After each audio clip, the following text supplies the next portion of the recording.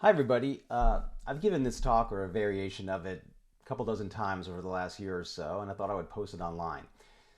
There's a lot of noise in the media business day to day, and especially if you're in the thick of it, it can be really hard to figure out what's important and what's not. But a key premise underlying a lot of my writing is that there are some really big structural changes underway, and if you can make sense of those changes, then not only can you predict where the business is heading longer term, but you can also pick out the signal from the daily noise. So, what I want to do over the next 30 minutes or so is take a step back, talk about those structural changes, and I'm going to make the case that the media business is going to change more radically in the next 5 to 10 years than it has in the last decade.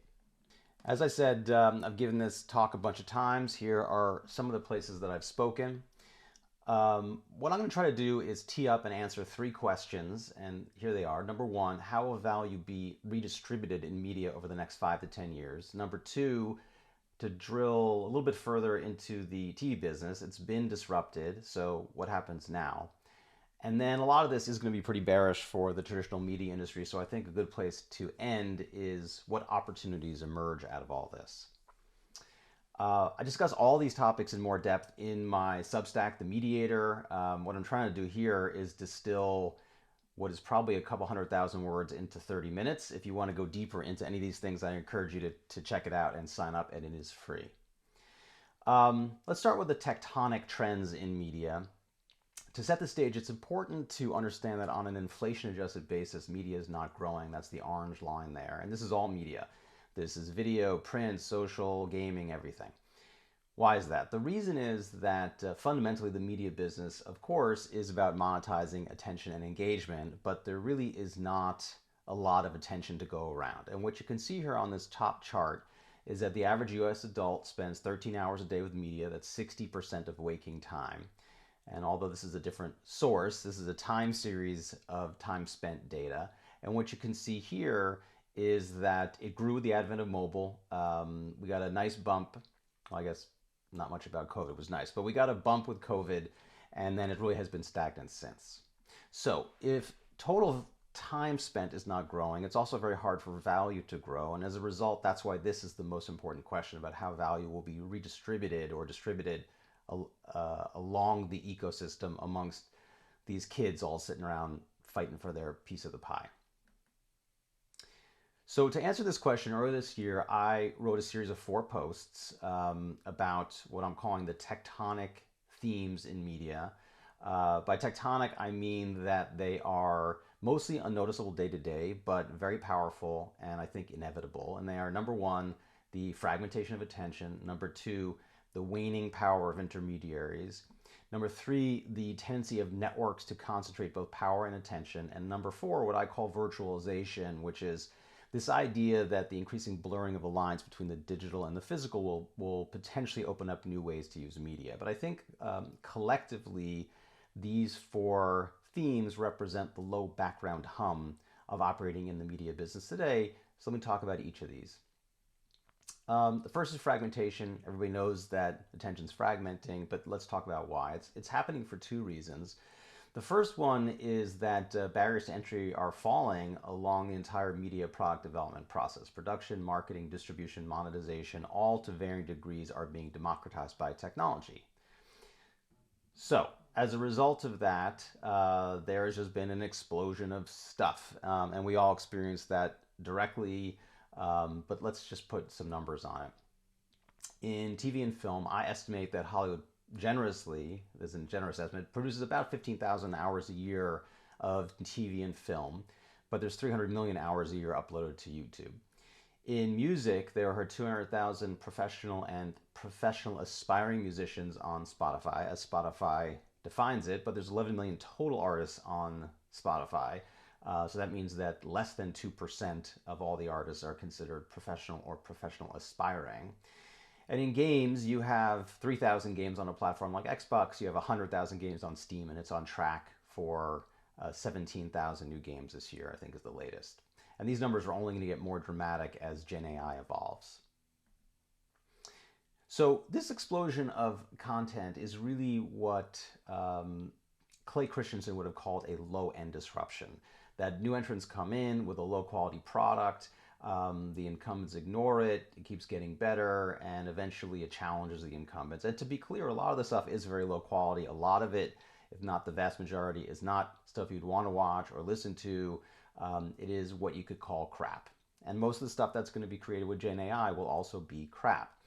But this takes us to the second reason that fragmentation is happening. I think it's a little bit less well understood than the first, but another facet of disruption is that new entrants don't only compete on the traditional measures of performance, but they introduce new attributes. And if those attributes or features take hold with consumers, then they change the consumer definition of quality. And the example I always think about here is Airbnb, which when it came out, at least I thought it was just about the worst idea ever heard, paying to stay on someone's couch. But of course, as it has evolved, it has introduced all kinds of new features, and new attributes of lodging, things like having a full working kitchen or a driveway or being in a quaint neighborhood or more closet space or whatever. In the process, it has changed the consumer definition of quality in lodging. Same thing's happening in media, right? When you find a underground artist on SoundCloud or an indie game on Steam or some creator that you find very relatable or authentic on YouTube, that's a fundamentally different experience than consuming professionally produced content. So you could see this evidence of fragmentation occurring across media. In video, I estimate that about a quarter of all time spent with video today is social video, is YouTube, TikTok, and Reels mostly. In music, the majors have been really resilient, but their share of streams on Spotify falls every year. It was close to 90% in 2017. Now we're closing in on 50%. And in gaming, the same thing is happening, is that a decade ago, casual, mobile, whatever, hyper casual really barely existed, and today it's half of the business. The second theme, which is directly related to the first, is the idea that the role of traditional intermediaries is diminishing. And what this chart shows is the historical value chain in media, which goes from creators to publishers to distributors to consumers. And there's consumer. Or here's another way to look at it, namely that the household names in media historically have really been intermediaries between creators and consumers, and they have extracted most of the value in the media ecosystem because they have done things that are really hard for creators to do themselves. They finance production, they assemble talent, they do the marketing, monetization, distribution. But as I mentioned, technology is systematically making it easier for creators to do those things themselves. And if you look at this chart as it goes from one to the next, you can see creators are moving down the stack. And so what that means is that they have either more bargaining power over the intermediaries, or in some cases they can circumvent them altogether. So when you take an example like Taylor Swift producing and distributing the Eras Tour movie by herself, or recently Ryan Coogler negotiated with Warner Brothers to get back the master to his movie in 25 years. And of course, that's pretty common in music, but it is almost without precedent in the movie business. The third theme is about what happens when so much consumption moves to networks. And historically, most media distribution was one way. It went to consumers. There wasn't much of a feedback mechanism. But of course, today, most consumption happens on two-way networks. And the most important thing about networks is that they're subject to these really powerful positive feedback loops that make the strong stronger. And there's both a supply side and a demand side dynamic here. So on the supply side, this results in these really powerful network effects, which have created massively powerful platforms. And this is obvious, we all know this, but the point of this chart is that the market cap of the smallest platform, Meta, is bigger than the entire media industry combined. And then this chart is showing you global ad revenues. It's a little dated, 2022, but the red bars are, again, the media industry. And the point here is that the biggest companies in media today are no longer media companies. On the demand side, what's happening is that networks tend to amplify popularity, that the popular becomes more popular. And that's partially because consumers use popularity as a signal of quality. And they also want to signal their own. There's also a social currency involved in consuming popular stuff. But in any case, without going too deeply into it, the point is that you end up with these really big hits. You end up with these big cultural touchstones again Taylor Swift or Barbenheimer or GTA 6 if and when it comes out. So even though the tail is getting longer because of fragmentation, the head is getting ever higher, and you end up with these really big hits and these distributions that are power law or power law like. And this slide shows an analysis I did of box office in the US, demand for Netflix shows, Patreon patrons, and streams on Spotify. And what it shows is that in all cases, these distributions are very extreme, and in some cases becoming even more extreme. And the consequence of this, there are a couple of negative implications for traditional media companies. One is that the middle is going away. The middle is getting hollowed out. It's historically been a very lucrative part of the business.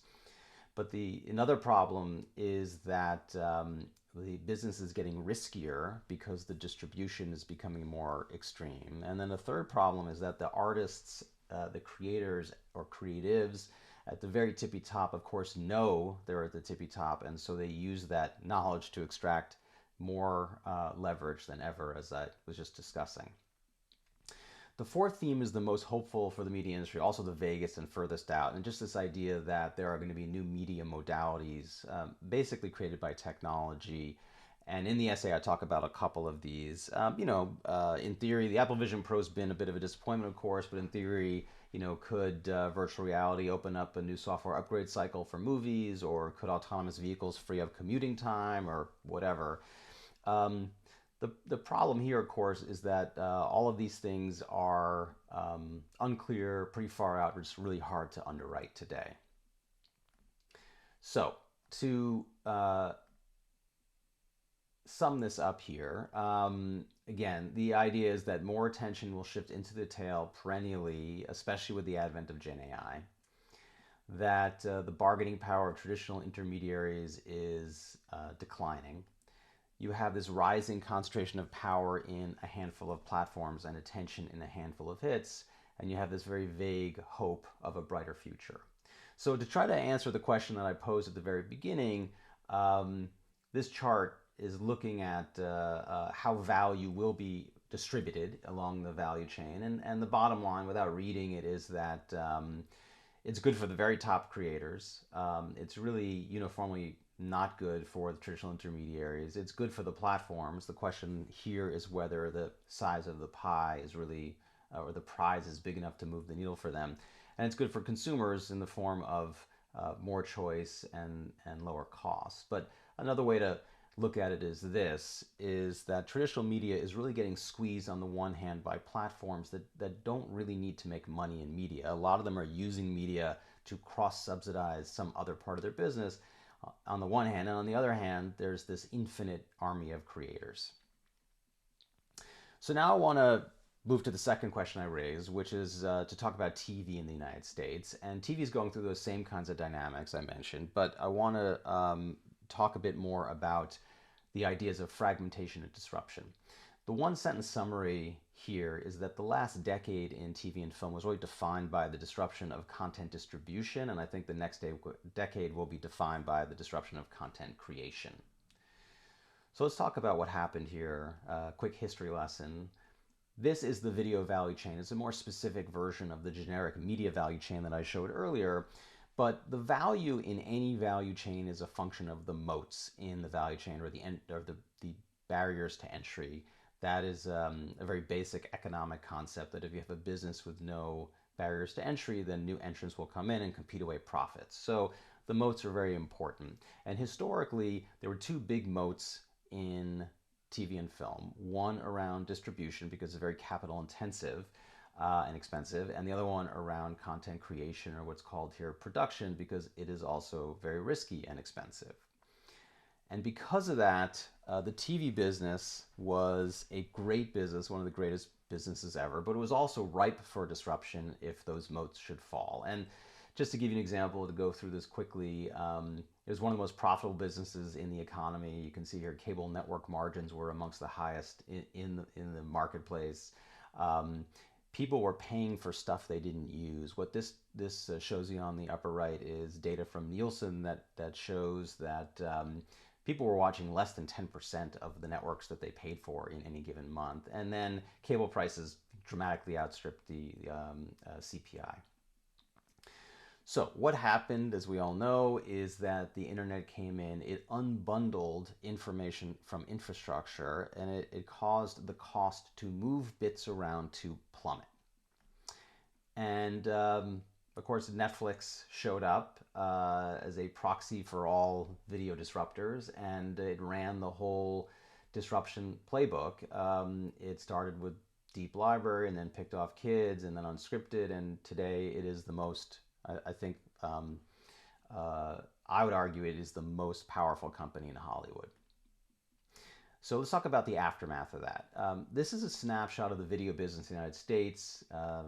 Traditional streaming, box office, and home entertainment all indexed to $1. And I think a surprising thing here is the relative resilience of traditional TV. And despite all the talk about Netflix and Hulu and Disney Plus and Fast and CTV and Roku and all that stuff, linear TV still represents 66 cents of every dollar that is spent on video in the United States.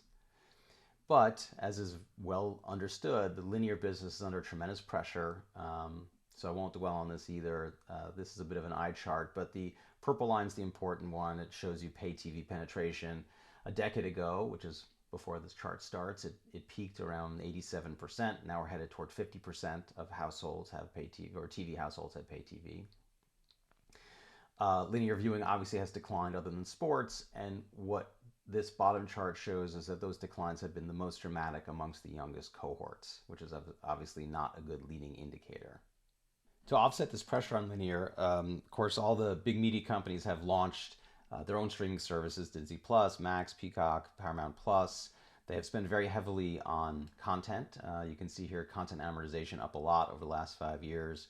There's been an explosion of originals.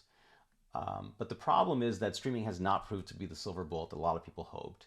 And you can see here on the upper left that sub growth has been slowing. The reason it's slowing is because of this chart on the upper right, is that consumers seem to be kind of maxing out around 4 services per household on average. And part of the reason is that some of them are using churn proactively as a budget management tool. And so churn is quite high and keeps going up. And that is, of course, very, puts a lot of pressure on unit economics. But the most important and fundamental problem is this one, that streaming just monetizes a lot less than pay TV. And what this chart shows is the average pay TV household generates 3 times as much subscription revenue and 7 times as much ad revenue as the average streaming household. And on the ad side, that gap will close somewhat because we've recently had, of course, Netflix and Disney Plus and Amazon have all made pushes to add advertising inventory to their streaming services. But even so, it's been very challenging for it to close all the way. And so this is something I've been talking about for the last, 3-4 years, is that the profit pool of streaming is just structurally smaller than pay TV. And the result of that is that video profits are down for the big media companies. What this chart is showing you is revenue and EBITDA for the largest media companies. And in 2018, that was 7 companies. Today, it's 5 companies, but it's the same assets reconstituted. And over that time frame, total video revenue, so that's traditional plus streaming plus studio combined, it's up a little bit, but profits are down 40%. And of course, the big media companies' stocks have suffered as a result. So let's talk about what happens next. As I said, historically there were these 2 big moats, a moat around distribution and a moat around content creation or production. And all of the things we're talking about are really the result of the distribution moat falling. When barriers to entry fell in distribution, new entrants came in, they squeezed profits, and really all of the problems that exist in Hollywood today, in the broader entertainment business, whether it's reduced production, the RSNs failing, the writers and actors strike, why did Paramount sell itself, why did Bob Iger come back, all of those are lagging indicators of the last disruption, because even as the barrier to entry around distribution fell, the moat around content creation actually got deeper and wider. And the reason is that um, content costs actually went up. And you can see that here, that the cost for the median tentpole film doubled over 20 years. You can't quite see it here, but the cost for an hour of premium scripted TV doubled over about 10 years. Or another way to look at it is this, is that distribution was on a downward sloping technology driven cost curve, and content creation was on an upward sloping labor driven cost curve. To put it differently, the left is Moore's Law, and the right is medical insurance, premiums, and sushi. And so the question becomes, what happens if Moore's Law comes for content creation too? And that brings us, of course, to generative AI. And I'm sure you've all seen the evolution of these models, from the horrific, images of Will Smith eating spaghetti through Sora and Minimax and Runway Gen 3 and Luma Dream Machine and all of the models that seem to come out on a daily basis. So I'm not going to show you that, but I do want to show you some of the commercial deployments, which I think are really interesting. This is an ad for Toys R Us that was made using Sora by an agency called Native Foreign, and I just want to play a part of it for you quickly. Did you ever wonder how Toys R Us and Jeffrey the Giraffe came to be? The son of a bike shop owner, Charles Lazarus, had a vision. The point here is that nothing here is real, that right? would go on to change toy stores forever. Whether you think it's a great ad or not, it's really remarkable how far we've come in a very short time. This is a movie called Where the Robots Grow. It is billing itself as the first AI-enabled feature-length animations by a studio called AI-mation. 87 minutes long. They say that the team is only 9 people, and it only costs $8,000 per minute. And of course, those are fractions of the cost of a traditional animated production. Let me just play a kind of random spot here. One thing they very cleverly did is they use robots, so lip syncing is not that important. Look after the human. We have become the parents now, it would seem. Is it Pixar? No. But might it be really entertaining if you're 5 or 6? Yeah. And clearly we're getting closer, but it's streaming for free on YouTube, and I would encourage you to check it out, Where the Robots Grow. And so again, the big question is that you already have an industry that is back on its heels from the last disruption, and what happens if this other moat also comes down. And so just to be clear, I'm not arguing that we're going to see an AI-generated blockbuster movie anytime soon.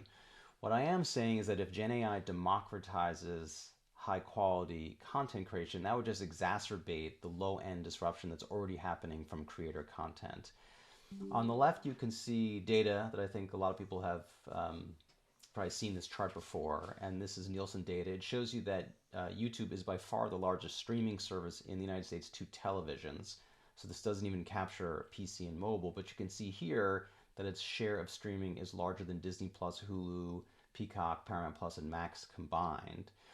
Or on the right, what you can see here is a comparison of the viewership of Mr. Beast compared to the most popular shows on Netflix in the first half of last year. So if you thought about Mr. Beast as a show, you would see that it is actually the most popular show in the world. So this is a redux of the disruption chart I showed before, a little different. Now you can see that Netflix goes from disruptor to disruptee, and you can see what's happening with this low-end disruption from creator content, that it has already picked off the least demanding customers, kids. The most popular kids show in the world is Cocomelon on YouTube. The next least demanding customer is unscripted viewers, and the most popular unscripted show in the world, or maybe show in the world, is Mr. Beast on YouTube. And so this is the question: do these tools throw gas on the fire and enable creator content to continue moving up the performance curve? So I'm not saying that the sky is falling. I'm not saying that Hollywood is going away.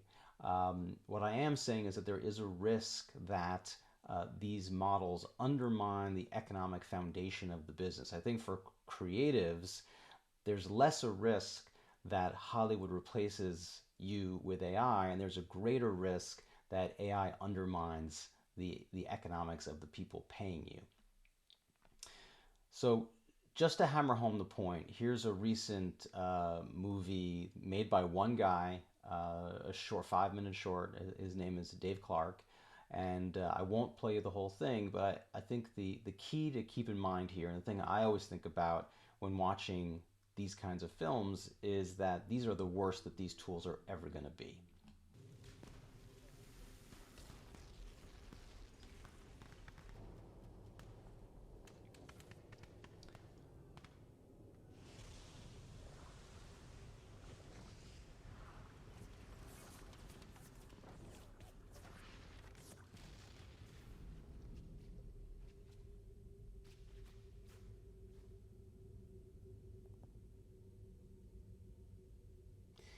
So, this is Battalion. I would also encourage you to take the 5 minutes and watch this on YouTube. One more thing to consider here is that GenAI won't only be used to make movies less expensively. It also has unique properties that will open up unique applications. And this is something I wrote about in my most recent post on Substack, a piece that's referred to here in that right corner, GenAI video as a new form. Typically, when there's a new medium, the first thing it's used for is to imitate old media. Things like the first radio broadcasts were just vaudeville, and the first magazines online were just basically PDFs.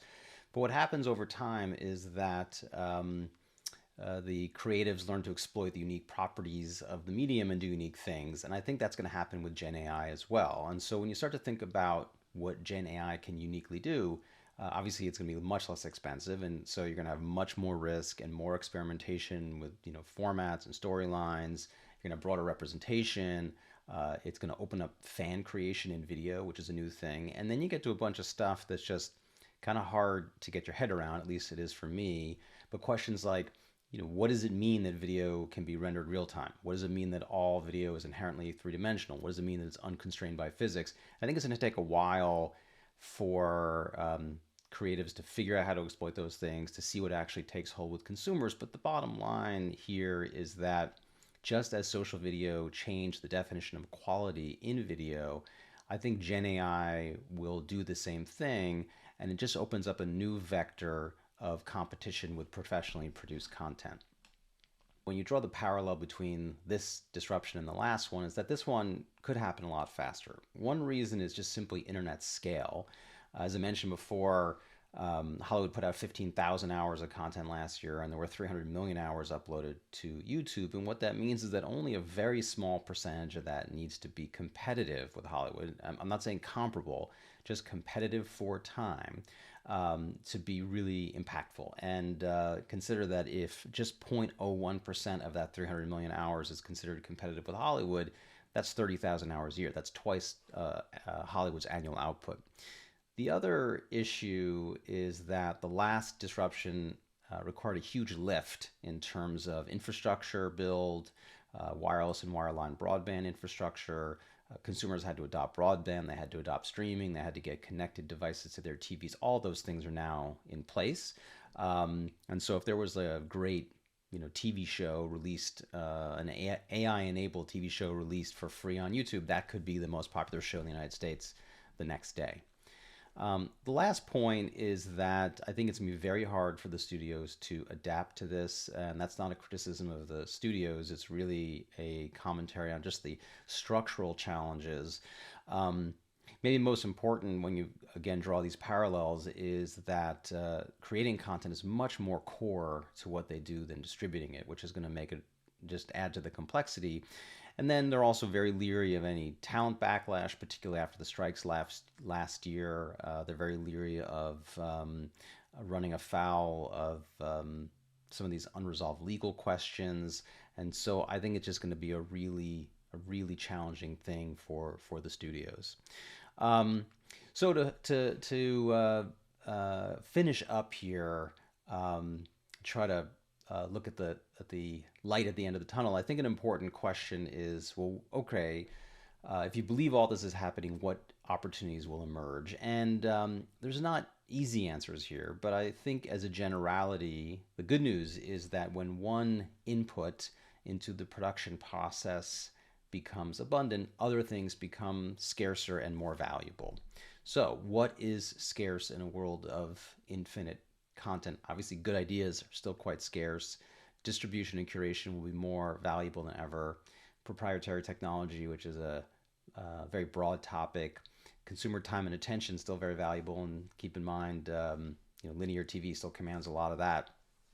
First-party data, the ability to cut through the noise with marketing, human authenticity and provenance, the backstory of content, I think is going to become more important than ever.